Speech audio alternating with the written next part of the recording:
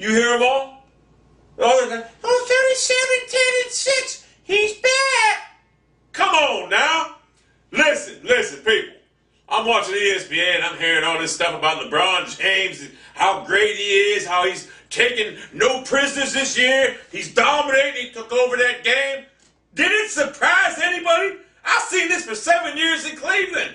In a non-big game, he'll do this. I've seen it for 7 years in Cleveland.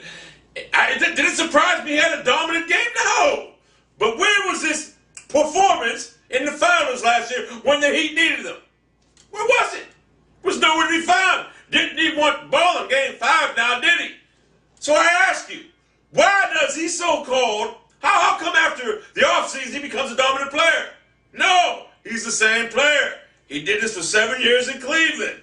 Anyone that's a LeBron James fan or Cavalier fan will tell you that. And now, welcome to the ship, or welcome aboard, Miami Heat fans, because you're finding out the hard way.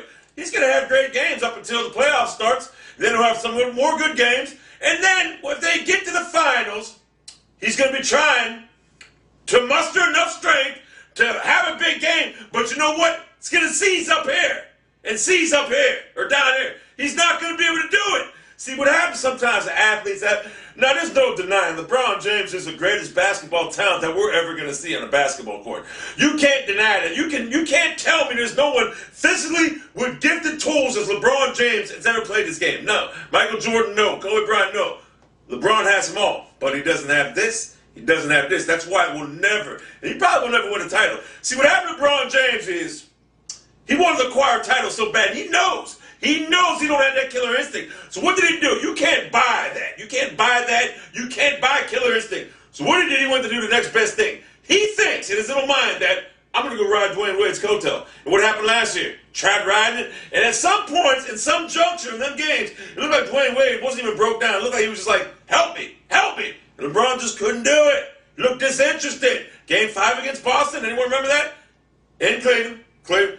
This is what happens to certain, I'm going to say a small percentage of athletes that have a lot of talent, but they just don't have it. They don't have it what it is to be great. And unfortunately, if you Miami Heat fans, you're starting to realize this. There is no way, and you can take this to the bank. You can remember this. There is no way LeBron James will ever win a title in the NBA, no matter who he plays with. Because in a big game, sure he's going to have some big games. He had some great games against Detroit a couple years ago when he was with the Cavaliers. But in a big game, biggest moment, biggest stage ever, he's going to, and he's going to have to rely on Dwayne Wade, and Dwayne Wade cannot carry that team alone. Believe me when I tell you. So did it surprise me LeBron James went 37, 10, and 6? Absolutely not. I've seen the man dominate, but I've also seen him shrink in big games. And what you Miami Heat fans are going to come accustomed to for the next 3 or 4 years, or however long it is until you boom out of that city. And then I hear he's probably going to want to, maybe he'll come back to Cleveland. No, look, we don't need you. We don't need you. All right? And then there's going to be some people out there saying, I'm just a disgruntled Cavalier fan. Guess what? I don't even like basketball. Although I did watch him when he was here. It gave me something to do. But I can care less who wins the title. I don't care if the Heat ever win it. I don't care if the Mavericks ever win it. I heard they won it last year. I don't care. I don't care about basketball. I'm a football fan. It don't get any worse than the Cleveland Browns right now at this juncture, all junctures. But anyway, so for all these people out there saying LeBron James, did you see him dominant? Look, regular season game means nothing. In the playoffs, when it counted most, what did LeBron James do last year? He disappeared. Dwayne Wade, even Chris Bosh, although he had 4 points yesterday, he's a horrible player, whatever, he played terrible. Even Chris Bosh tried his little heart out last year, and to no avail. LeBron James just acted like, well, I'm going to come back in the offseason, whatever, whatever. So it does not surprise me. He's going to have many great games, but at the end of the day, if you really need to rely on one player, you better rely on Dwayne Wade, because if you need to put all your marbles on LeBron James, you're going to go down big time. The media acts like this guy's changed in the offseason. It's a regular season game.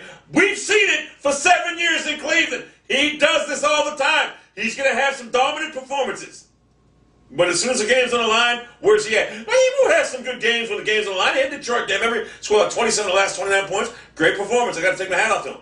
But What happened the next game? We went home for the deciding Game 5 in Cleveland to go to the finals or to advance in the playoffs. And what happened? He scored 8 points at home. Pistons won. They went to the finals. So then, forgot about that one, didn't we? Forgot about it. Took over the Detroit Pistons series a couple years ago, right? Scored 27 of the last 28 points for the Cavaliers. The following game, Game 5, the decisive game in that whoever wins that goes to the finals or the next round, whatever. What did he do? Scored 8 points in Cleveland.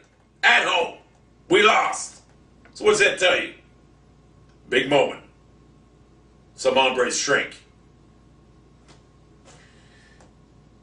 If they don't get it now, they never will. Maybe in 10 years down the road when they got one title because of Dwayne Wade, what's his name? Shaquille O'Neal.